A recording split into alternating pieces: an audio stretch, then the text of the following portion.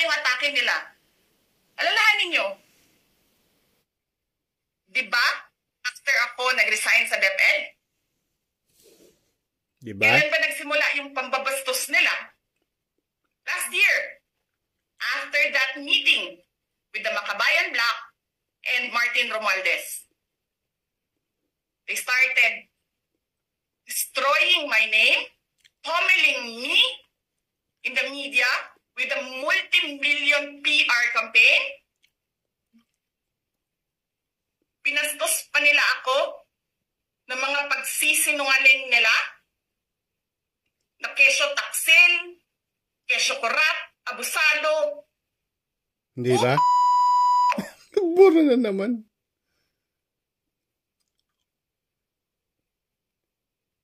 Sino ang korap? Digong. Yung mga congressman na yan na nag-hearing, anong sinasabi nila? Pagkatapos, pag na-off na ang mic, pag wala ng media, pasensya na kayo ha. Kailangan kasi namin ng pera. Mag-eleksyon na kasi. Pakisabi kay Sara ha. Hindi ko naman gusto tong ginagawa ko eh. Eh puto, hindi mo pala gusto ginagawa mo eh. Bakit mo sinisira pangalan ko? Joel Chua. Galit na galit, oh.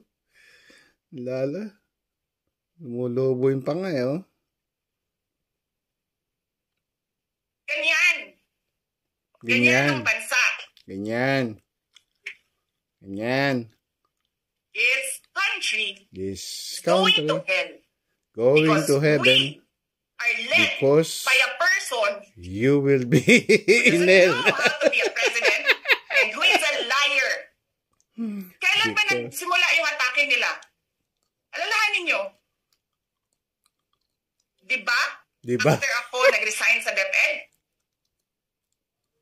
kailan ba nagsimula yung pambabastos nila? Ewan ko. Last year. Hindi. After that meeting with the Makabayan Bloc and Martin Romualdez. They started destroying my name, pummeling me in the media with a multi-million PR campaign. Mhm. Pinastos pa nila ako Di ba? ng mga pagsisinungaling nila na kesyo taksil, kesyo korap, abusado. Hindi ba? Oh, buro na naman. Talagang bukang bibig nito. Parang yung tatay niya, eh, oh. Sino ang Wala. korap? Ano? Yung mga congressman na yan na nag-hearing, anong sinasabi nila? Pagkatapos, pag na-off na ang mic, pag wala ng media, pasensya na kayo ha. Asensya na kayo, ha? Kailangan kasi namin ng pera. Mag-eleksyon na kasi. Hindi ako niniwala dyan. Pakisabi kay Sara ha. Hindi ko naman gusto tong ginagawa ko eh. Eh puto, hindi mo pala gusto ginagawa mo eh. Bakit mo sinisira naman, no? pangalan ko? Joel Chua. Wala nang yung wala nang sinusunod na ethical yung, Ganyan. yung code of ethic ng Ganyan ang yung bansa. conduct rules, wala na. This country is going to hell because we are led by a person who doesn't know how to be a president and who is a liar. Buong paro. Kailan ba nagsimula yung atake nila? Alalahanin nyo. Diba? Hindi. After ako nag-resign sa DepEd, kailan ba nagsimula yung pambabastos nila? Kasi nga Last naman, year. isang hakbang na lang, After that presidente na meeting siya kaya with nagagaling the ito. Makabayan Bloc and Martin Romualdez. They started destroying my name, pummeling me in the media with a multi-million PR campaign. Pinastos pa nila ako ng mga pagsisinungaling nila na kesyo taksil, kesyo korap, abusado. Oh, nagmura na naman. Ito, dito kumuha ng orgasm to pagka nagbumura eh. Oh. Sino ang korap? Yung mga congressman na yan na nag-hearing, Ang ano tatay sinasabi niya? nila? Pagkatapos, Pagka hindi pag na-off na ang mic, pag wala ng nakapagmura media, yun, kayo Parang ano yun, yung Kailangan nalulusaw kasi ng namin ice ng cream. pera. Mag-eleksyon na kasi.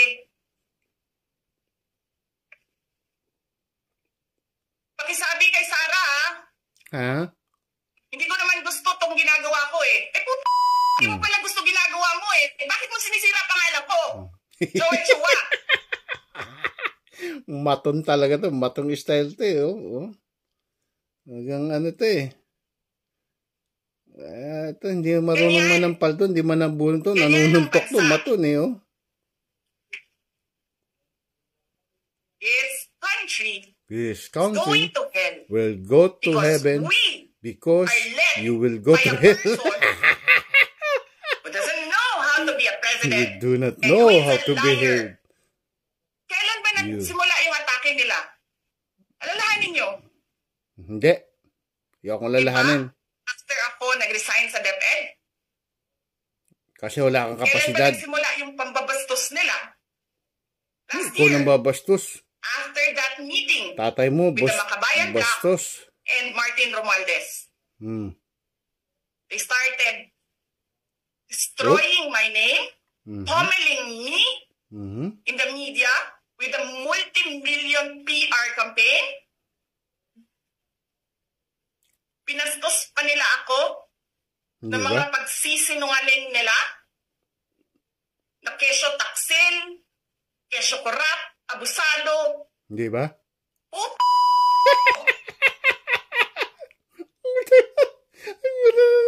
Malaki yung panga. Sino ang korap? Tigas na mukha nito eh. Yung mga Sara. congressman na yan na nag-hearing, anong sinasabi nila? Pagkatapos, pag na-off na ang mic, pag wala ng media, pasensya na kayo ha. Pasensya na kayo ha. Kailangan kasi namin ng pera. Mag-eleksyon na kasi. Oh, meron pang mumuron sa likod. Pakisabi kay Sara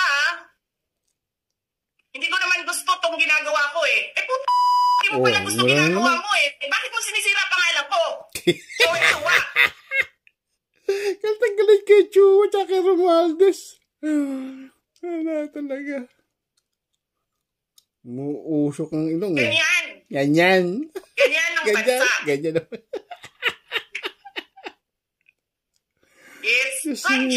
This country going to heaven because you will go to hell.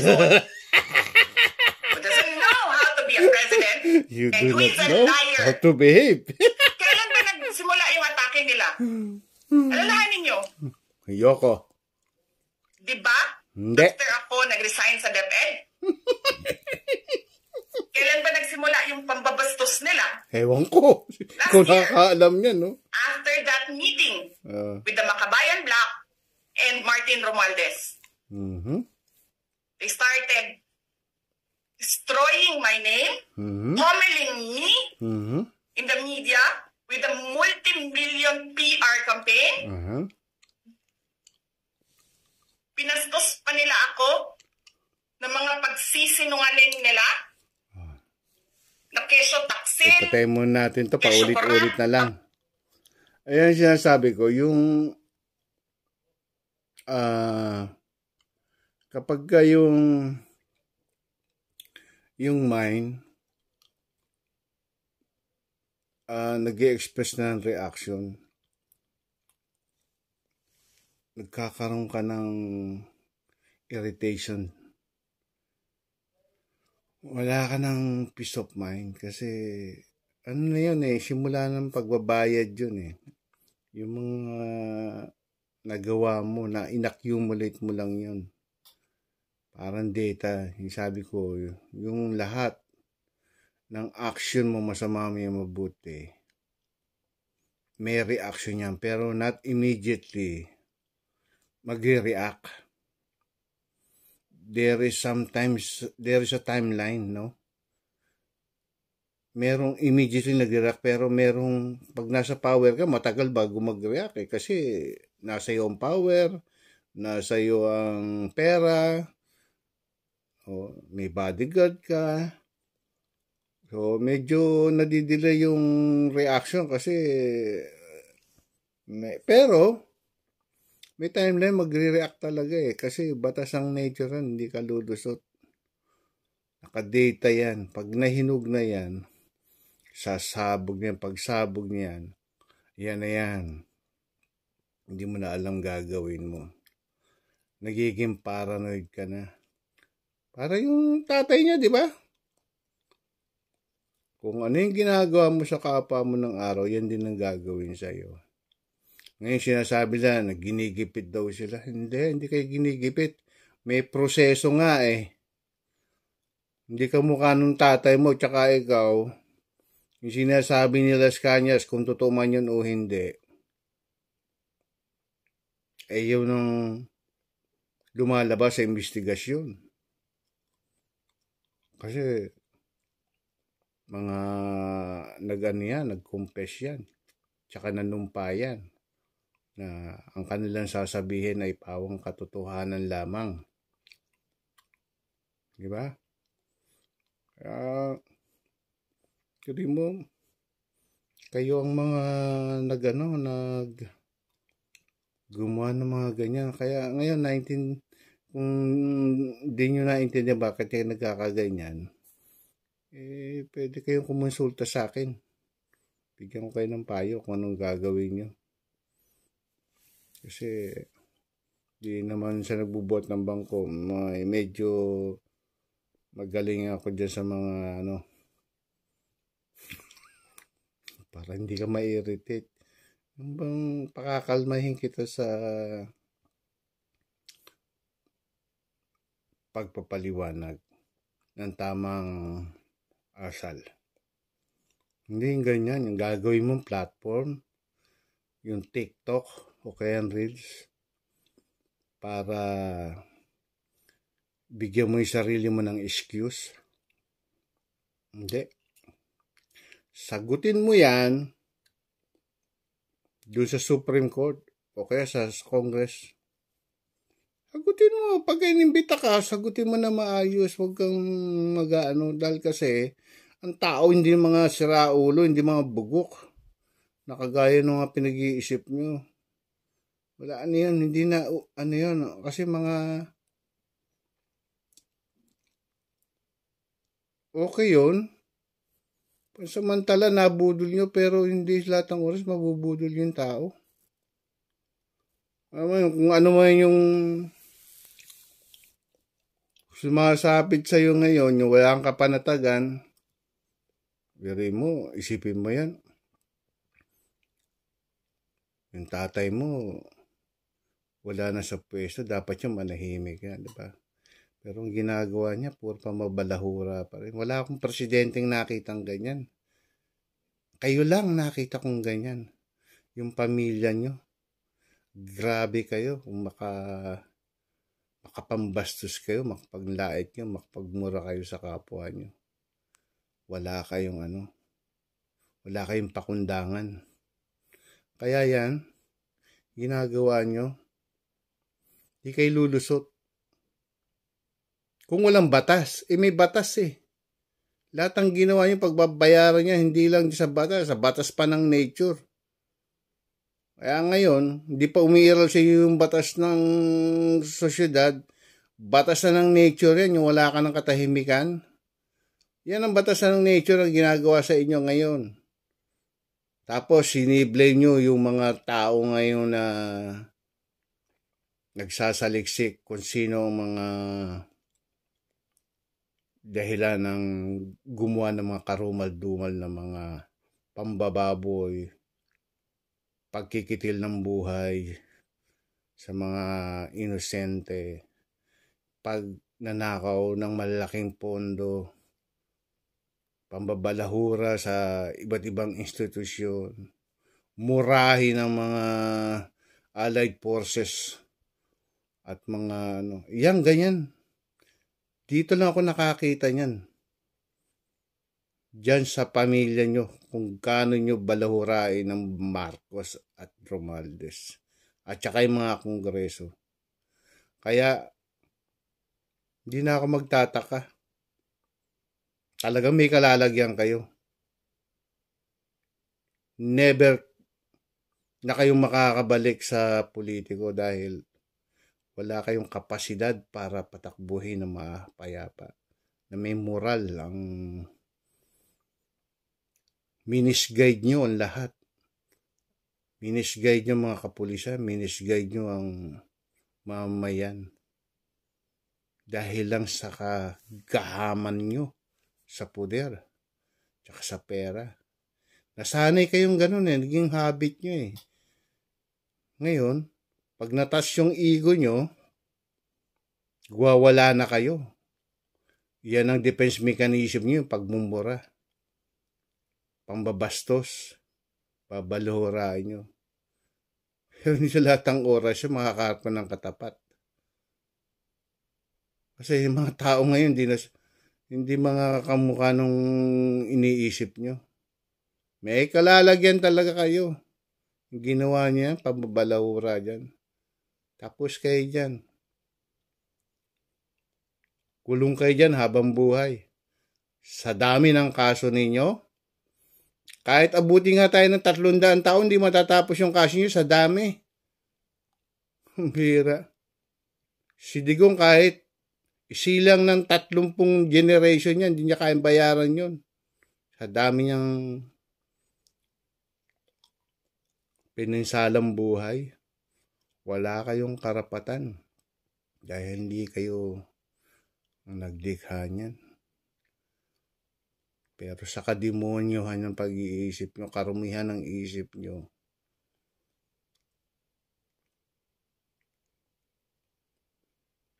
wala. Dapat kayo, hindi na kayo mabuhay rito sa bansang Pilipinas. Lumayas na kayo dahil nakaka-infect kayo ng nakakahawa kayo ng mamamayan sa kahayupan na pinagagawa nyo sa taong bayan.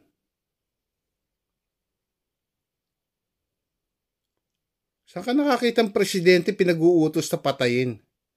Ikaw ganun din. Pinag-uutos mo patayin ng presidente? Ba't sino ka ba? Sino ba kayo? Ang tanong ko, Diyos ba kayo? Diyos kayo ng mga demonyo sa mga kagaguhan na pinagagawa nyo? Hindi lang kumikilo sa mga taong bayan. Dahil meron pang kinikilalang batas. At meron pang kinikilalang mabuting pangulo. Huwag niyong hintayin na puntahan kayo dyan sa lugar ninyo. Dahil may oras yan pagka napuno ng taong bayan. Hahatakin kayo dyan kahit nasan kayo.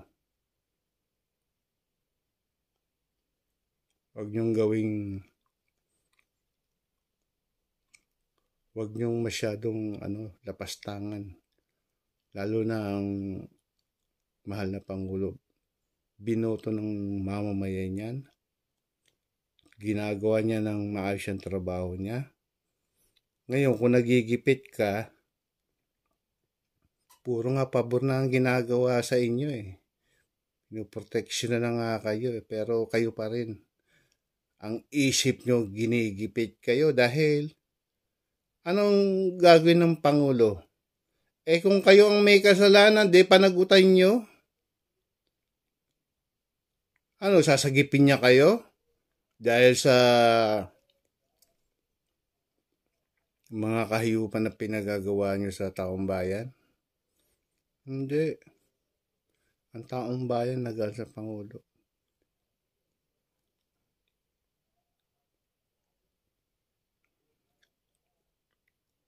Yan ang hirap sa inyo. Masyado kayong pero walang halaga yan. Walang maniniwala sa inyo. Kahit ano ba maglulupasay ka dyan, i-create kayo ng negative atmosphere, destabilization. Wala na. Yung naniniwala si Rockwell, Panayokwe, yung mga Mekwe, yung mga sulsolera mo. Sige, magiging presidente ka. Kasi nga naman, isang hakbang na lang, presidente ka na. Pero hindi mo naiisip yun, wala kang kapasidad. wala kang moral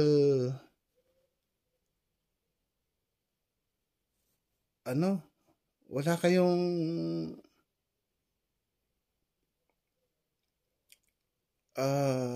tamang conduct rules na para maging pinuno. Kaya nakakita, Presidente nagmumura. Kayo lang ang gumawa niyan. Kayong magkakapatid, mga bunganga nyo, babaho. Pero mo yan, pag bumurahin nyo yung mga taong hindi naman kayo inaano. Kasi yan ang ginagawa nyo yung depensa para paniwalaan kayo, masyak yung mga tao. Pero hindi. Wala nang naniniwala sa inyo. Kaya paghandaan nyo na lang yung ginagawang proseso ngayon. Dahil nasa demokrasya tayo, lahat may proseso yan. Yan ang paghandaan nyo, sagutin nyo yan. Dahil hindi kayo lulusot dyan dahil kasi sa dami nung ginawa, sa dami nyo ng kaso.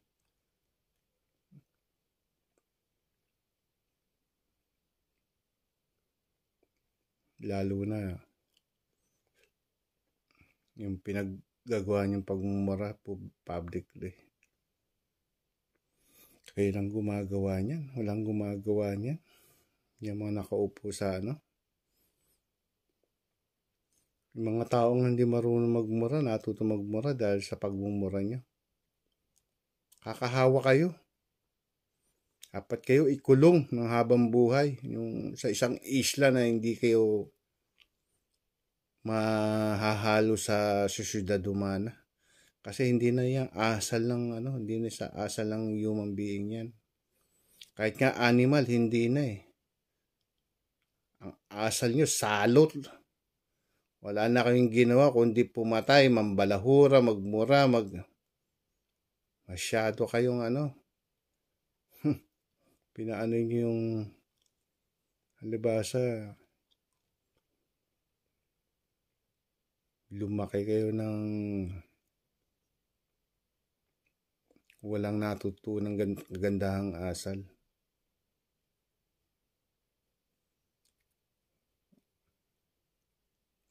Kagandahang asal ba yan yung ginagawa nyo? Wala yan. Yung gusto nyo matakot sa inyong tao, mamayan. Yung kaya nyo lang takutin, natatakot nyo. Pero yung mga taong hindi pa susupit sa inyo, diyan kayo may kalalagyan. May mga tahimik lang na tao na hindi pa na pero may kalalagyan talaga kayo. Kaya yan ang paghandaan nyo. Dahil sa sobrang karumihan ng pag-iisip nyo. Wala na kayong ginawa sa lipunan kundi pambabalahura. Pagnanakaw, binaboy ang batas. Minisguide yung mga kapulisan. Napunta ka sa education, secretary education, anong ginawa mo? Wala. Binaboy mo lang lahat. Kaya wala ka ng manahimik ka na lang buti pa. Magnilay-nilay ka. Kung tignan mo kung yung mga nagiging asal mo, kung tao ka pa o hindi. Yan na naman sabi ko sa'yo. Hindi yung matigas ka. Kala mo kung sino kayo, papapatay niyong Pangulo. Ang unang ginang. Napakabigat na kaso yan. Intimidation yan. Threatening life. Hindi kayo makulong dyan. Madisbar kayo. Ay, madisbar, wala na akong pakialam doon dahil wala na making kapasidad maging lawyer. Dahil basic law, hindi nyo naintindihan. Buti pa yung mga mamamayan. kahit walang pinag-aralan, pero naiintindihan ang pangunahing mga pamantayan kung paano umasal. Pero kayo wala, zero kayo. Presidente, murahin nyo, unang ginang. Anong kinalaman nila dyan? Kayo na mismo nagsasabi na separation ng power ng Kongreso, ng Legislative, Cabinet, at saka yung Judiciary. Tapos, kung ano yung resulta ron yan. O sige, sabihin na natin. Kung may kinalaman siya dyan, sabihin na natin. Pero dahil may batas Kung walang batas, walang problema. Ang problema may batas. Ano, i-ignore ng presidente yung batas? Para bigyan kayo ng pabor? Dahil sa mga kahayupan ninyo? Hindi. Kulungan ng bagsak niya dyan. Ang masama niya, dadaling kayo ron sa ICC. Doon kayo dilitisin, dadaling kayo doon sa Africa. Ewan ko, Africa ba yun? Doon sa mga ewan ko, ano ba yun?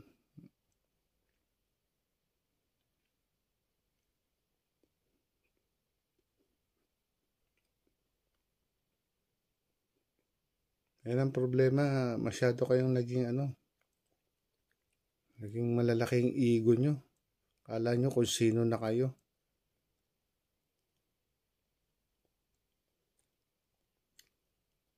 Pagkasagana kayo, tahimik kayo. Sweet kayo. Ngayon, dahil wala nang pumapasok. Naputo lahat yung mga income Ganyan naman sa pamilya Nag-aaway pagka yung pagkagutom na sa poder tsaka sa sa pera. Wala nang kinikilala.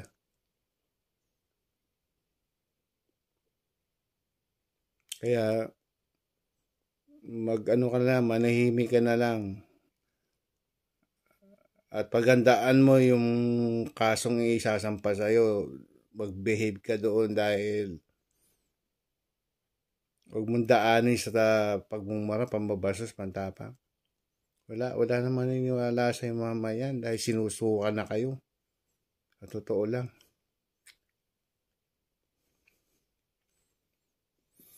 Ito lang masasabi ko sa taong bayan. Alam nyo, kahit dito sa Europe, yan ang mahigpit na binabantayan ng mga mamayan, yung paglabag sa mga karapatan tao. Kaya nga sa Germany, yung after ng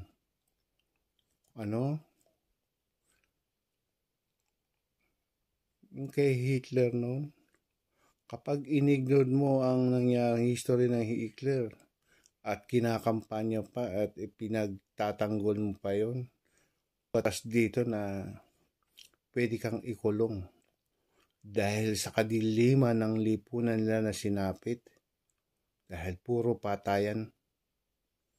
Hindi ka pwede magsalita ay sa politiko, social media, na sinusuportahan mo ang kadiliman dyan sa ba yun? Holocaust ba yan? Maraming pwede yun. Pwede ka nilang ikulong dahil kasi history yan. Ganyan din sa Pilipinas. Ang lahat ng mga didisit na yan, makukulong yan dahil sinusuportahan nyo ang mga pumatay na mahigit 30,000 mamamayan. pinagtatanggol nyo pa. Kaya may batas dyan na ipapasa ang Kongreso para manahimik kayong lahat. Dahil sa halip na bigyan nyo ng makatwiran na tamang asal ang mga biktima, ay pinagtatanggol nyo pang mga kriminal, ang mga pumatay, mga tiwali. Kaya ingat kayo, sinasabihan ko, may lalabas ng batas dyan ang pagsuporta sa mga Peking Dragon War, extrajudicial killing, at saka dyan sa may kalalagyan kayo. Kayong mga hayop kayo. Wala na kayong ginawa sa lipunan. Puro kaperwisyuhan. Sa halip na tumulong sa pamahalaan, mumurahin nyo pa. Hindi naman kayo inaano ng Pangulo. Bueno, mamaya hanggang dito na lang muna ako dahil kasi natutulog na sana ako, na ano ko lang yung video na to, kaya ginawa ko lang ng konting content. Hindi ko tolerate yung mga ganitong statement. Hindi mo ako pwedeng patahimikan pag ganitong mga klase ng tao sa ating gobyerno. Bueno, pasensya na kayo kung kayo nang bahalang musga kung anong asal ng mga nito. Wala nang kredibilidad sa lipunan to, mga to. Bueno, pasensya na kayo mga kasama, kapatid, tulog muna ako.